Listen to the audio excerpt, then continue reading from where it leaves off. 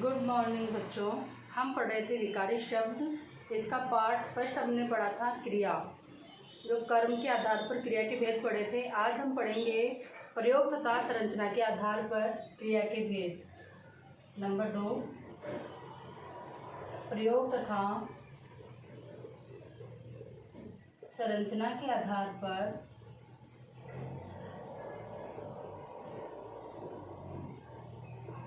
क्रिया के भेद। इसके बारे में थोड़ा सा जान लेते हैं। वाक्य में क्रियाओं का प्रयोग कहाँ व किस रूप में किया जा रहा है। वाक्य में क्रियाओं का प्रयोग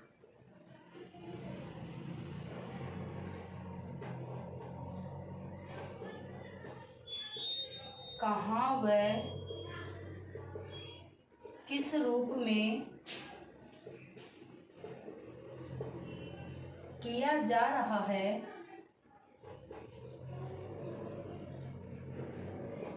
यानी प्रयोग और संरचना उस क्रिया के रूपों की या क्रियाओं की किस प्रकार हो रही है, उसे ही प्रयोग तथा संरचना के आधार पर क्रिया के भेद बताए गए हैं। अब हम पढ़ेंगे इसके भेद। नंबर 1, सामान्य क्रिया।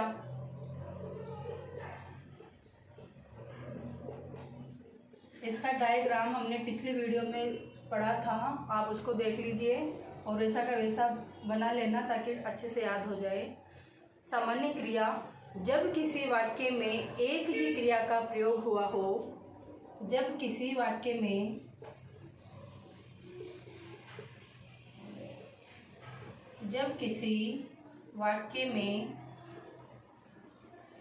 एक ही क्रिया का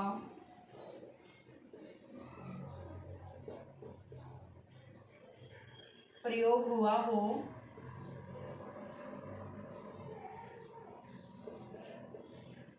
वहाँ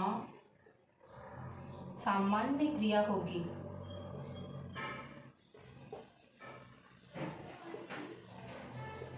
यानी सीधा सिंपल वाक्य।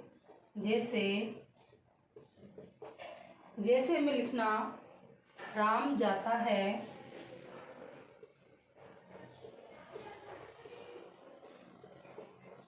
सीता आई। यहाँ पर एक ही क्रिया का प्रयोग हुआ है तथा सिंपल साधारण वाक्य है।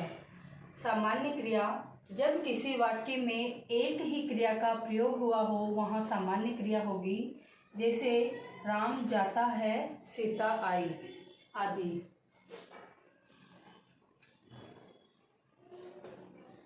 नंबर 2 है संयुक्त क्रिया।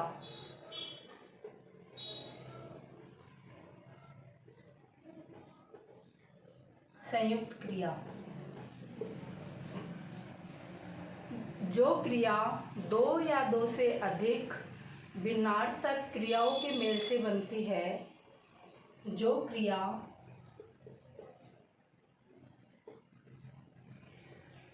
2 या 2 से अधिक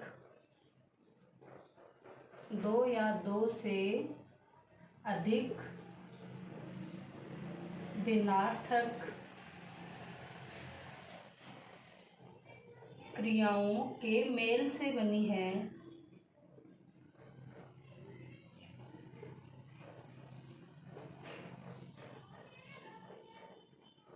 संयुक्त क्रिया कहलाती है।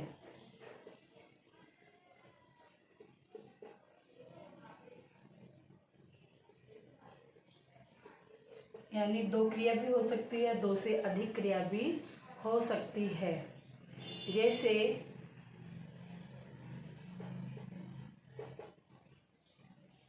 जया ने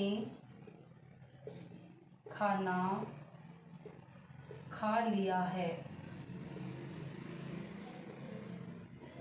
खाना, एक हो गया खा और एक लेना। खाना और लेना, ये खाना तो खाने से संबंधित कर्म हो गया और ये क्रिया हो गई, एक ये क्रिया हो गई। तो जहाँ पर दो क्रियाएं आएगी वो हो जाएगी संयुक्त क्रिया। राम ने खाना बना लिया है। अब हॉस्टल में रहते होंगे तो जेंट्स भी काम करते ही होंगे, तो यहाँ पर एक बनाना और एक लेना, यहाँ पर भी दो क्रिया संयुक्त रूप से हो रही है। नंबर 3 है प्रेरणार्थक क्रिया। किसी को प्रेरणा देकर कार्य करवाना, उस कार्य को स्वयं न करके किसी से करवाना, प्रेरणार्थक क्रिया। वे क्रियाएं जिन्हें कर्ता स्वयं न करके दूसरों को क्रिया करने के लिए प्रेरित करता है, उन क्रियाओं को प्रेरणार्थक क्रिया कहते हैं। वे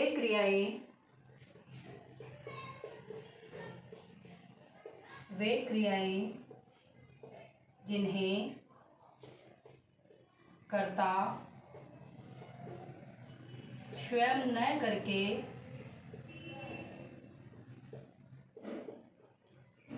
दूसरों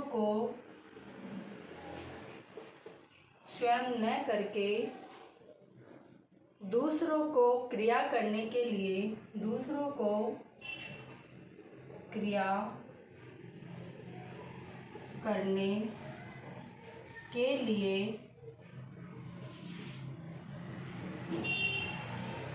प्रेरित करता है, वह प्रेरणार्थक क्रिया कहलाती है। प्रेरणार्थक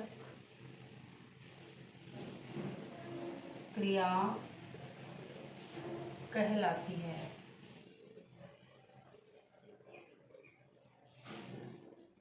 जैसे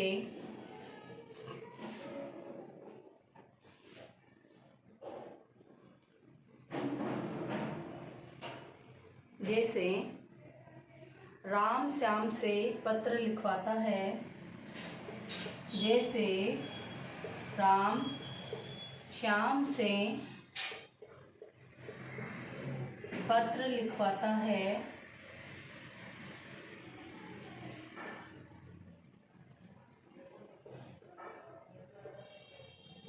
सीता राधा से पत्र पढ़वाती है। यानी कर्ता स्वयं न करके दूसरों से करवाना या दूसरों को प्रेरित करके करवाना। राम पत्र खुद न लिखकर श्याम से लिखवाना, श्याम से लिखवाता है तो यह प्रेरणार्थक क्रिया हो गई।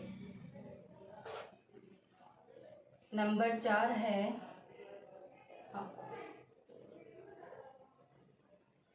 पूर्वकालिक क्रिया।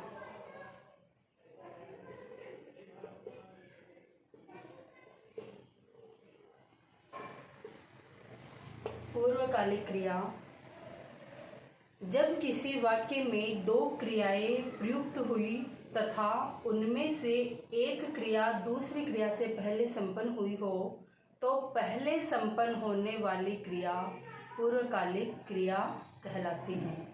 जब किसी वाक्य में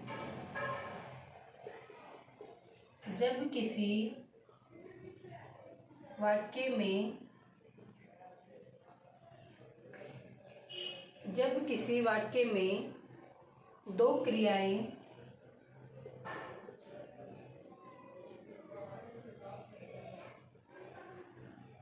प्रयुक्त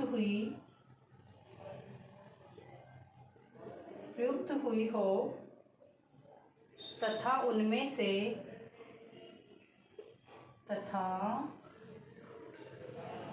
से एक क्रिया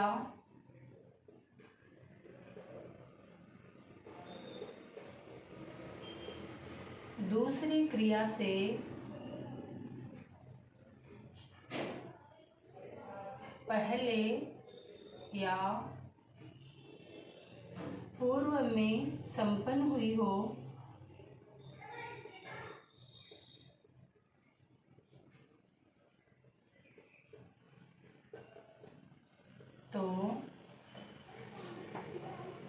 पहले होने वाली क्रिया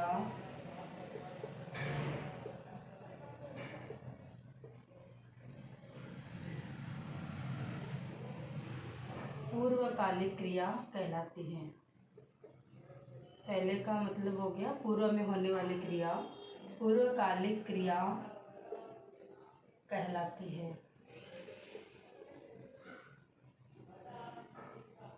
इसको स्टार बना के लिख लेना, इसमें नोट करके लिख लेना। किसी मूल धातु के साथ, किसी मूल धातु के साथ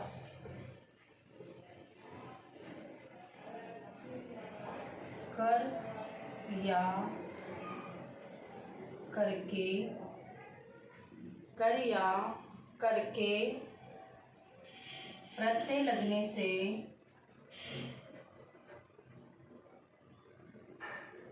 लगने से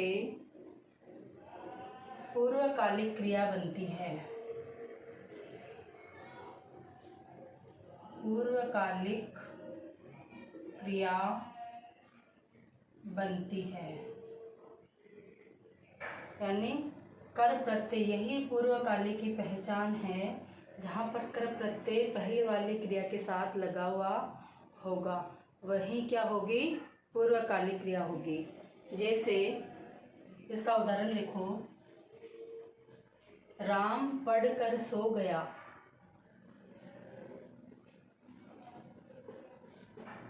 राम पढ़कर सो गया। यहाँ पर भी दो क्रियाएं हो रही हैं, जैसे संयुक्त क्रिया में होती है, लेकिन कर प्रत्यय आ गया। अपन को हमें यह पहचान करनी है कि जहाँ पर कर प्रत्यय लगता है वहाँ पर पूर्वकालिक क्रिया होगी। तो राम ने दो काम कर लिए हैं, पढ़ाई भी कर ली है और सो भी गया है, तो राम पढ़कर सो गया। अब है नाम धातु क्रिया। नाम धातु क्रिया, नाम धातु क्रिया नंबर 5 है नाम धातु क्रिया। इसकी एक समझने की छोटी सी ट्रिक है कि इनके क्रियाओं के पीछे ना प्रत्यय लगा रहेगा, जो कि इसके शुरुआत में ही है। इसकी परिभाषा देखते हैं। वे क्रियापद जो संज्ञा, सर्वनाम, विशेषण आदि से बनते हैं। वे क्रियापद जो संज्ञा, सर्वनाम, विशेषण आदि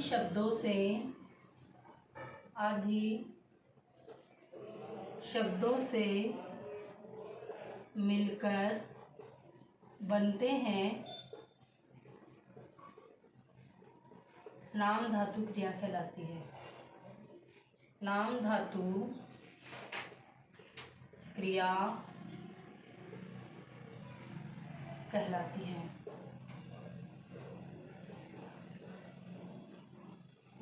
जैसे रंगना, चमकना, रंगना, चमकना, अपनाना, गरमाना,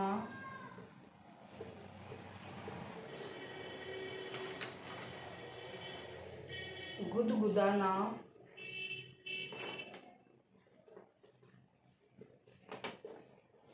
आदि। ये ध्यान रखना है हमें कि इसमें संज्ञा, सर्वनाम, विशेषण आदि शब्दों से मिलकर यह क्रियाएं बनेगी। अब देखते हैं इसके आगे वाली क्रिया,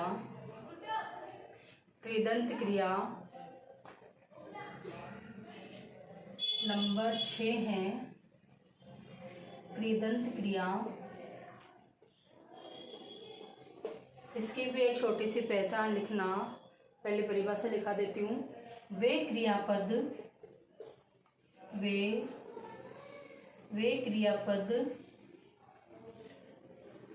जो क्रिया शब्दों के साथ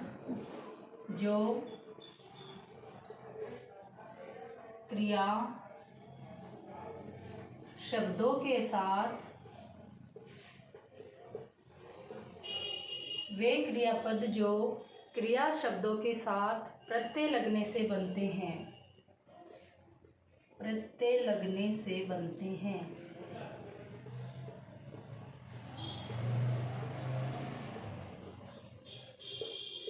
कृदंत क्रिया कहलाती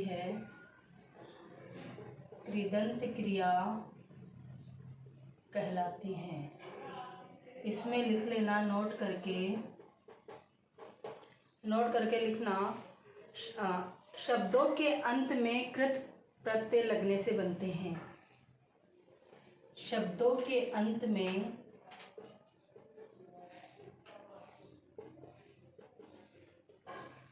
कृत प्रत्यय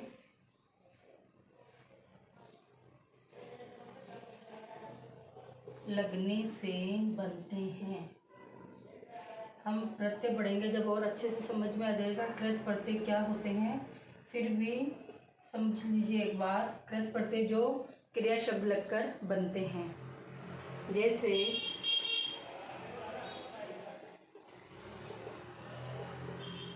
लिख से लिखना, पढ़ से पढ़ना, हंस से हंसना आदि। इससे पहले वाले में हमने पढ़ा था नाम धातु क्रिया, उसमें संज्ञा, सर्वनाम, विशेषण शब्द आएंगे। और इसमें पढ़े अपन ने कृदंत क्रिया, इसमें क्रियापद यानी क्रिया से बनने वाले शब्द आएंगे। अब है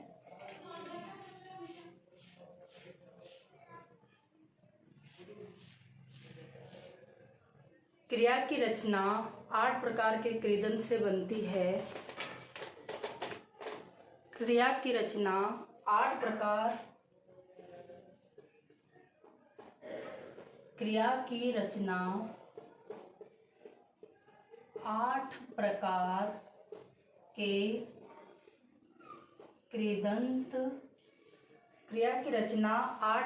के कृदंत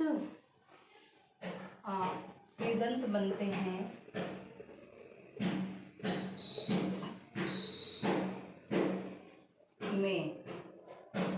क्रिया की रचना में 8 प्रकार के कृदंत बनते हैं।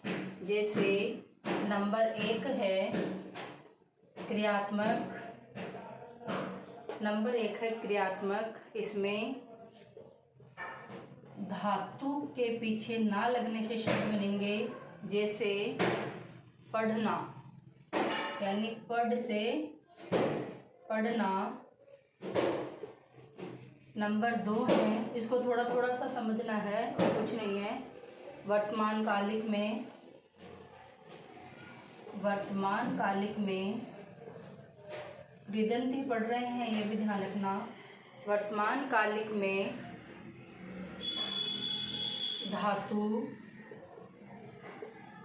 धन ते ती ता, तो पढ़ से धातु एक ही रहेगी, पढ़ता, पढ़ते और पढ़ते।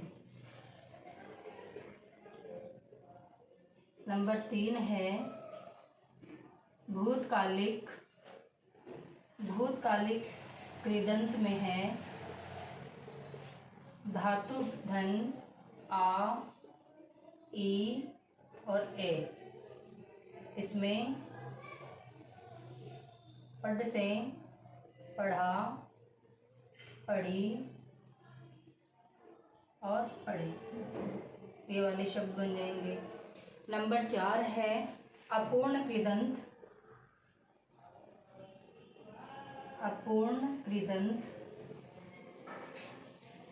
इसमें धातु धन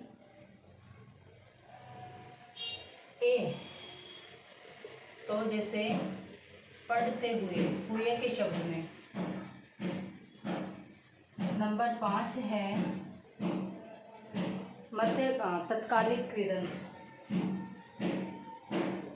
तत्कालिक कृदंत, इसमें ये हो जाएगा धातु प्लस धातु धन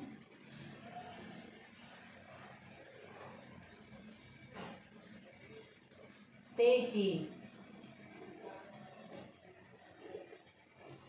जैसे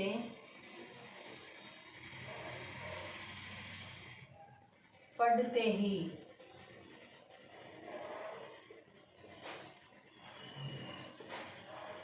नंबर 6 है मध्यकालिक कृदंत, मध्यकालिक कृदंत, इसमें है यानी शब्दों की द्विरूपती आएगी, पुनरावृत्ति आती है, जैसे द्विरूपती, जैसे पढ़ते पढ़ते। आपको एक ही क्रिया बताइए मैंने, इसी से सारे शब्द बना दिए हैं ताकि कंफ्यूज ना हो। नंबर 7 है पूर्वकालिक कृदंत, जो हमने अभी पढ़ा है, पूर्वकालिक कृदंत, इसमें आ जाएगा धातु धन कर प्रत्यय, तो पढ़कर। नंबर 8 है कृतवाचक, कृतवाचक कृदंत, इसमें आएगा धातु धन न धन वाला, तो पढ़ने वाला।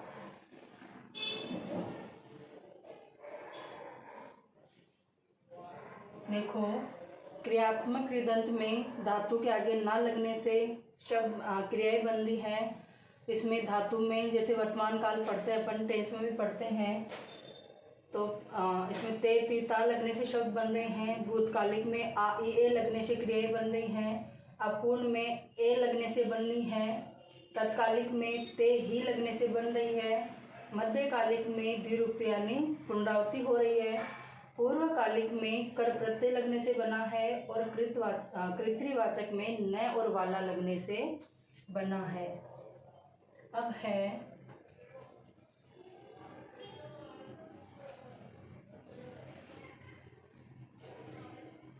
नंबर 8 सजातीय क्रिया। नंबर 7 सजातीय क्रिया, एक ही जाति की सजातीय क्रिया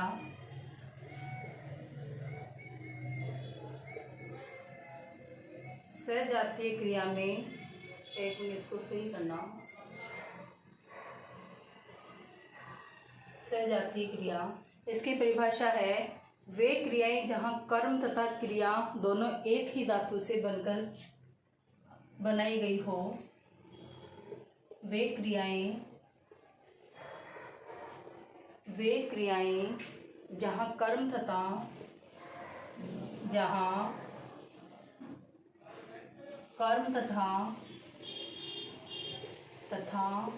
क्रिया एक ही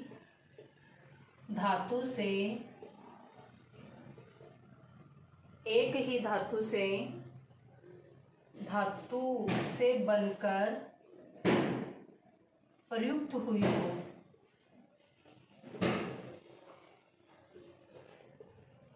सजातीय क्रिया कहलाती है।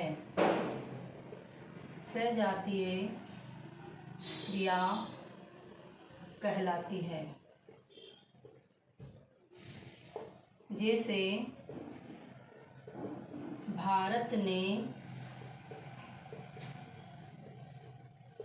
लड़ाई लड़ी। भारत लड़ सकता है लड़ाई। ये और ये दोनों जाति भाई हैं, एक ही जाति के। सजातीय यानी एक ही जाति के। लड़ना ये हो गई क्रिया और कर्म, लड़ाई लड़ना। तो लड़ाई और लड़ना, ये दोनों कर्म और क्रिया जो एक साथ प्रयुक्त हुए हैं। अब है नंबर 8 सहायक क्रिया, जो टेंस में आप हेल्पिंग वर्ब के रूप में काम में लेते हैं। सहायक क्रिया किसी भी वाक्य में मूल क्रिया की सहायता करने वाले पद को किसी भी वाक्य में मूल क्रिया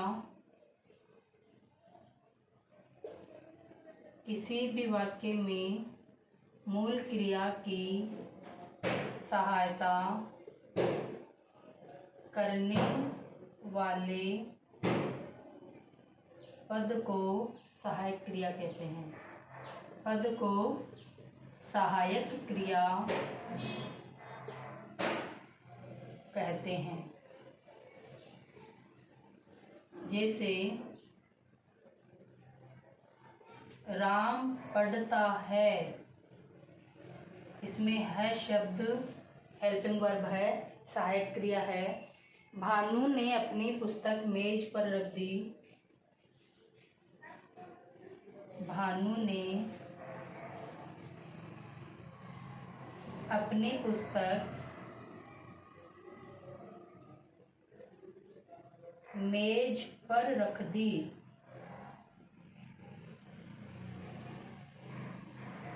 यहाँ पर जो दी शब्द आया है यह भी सहायक क्रिया है। धन्यवाद।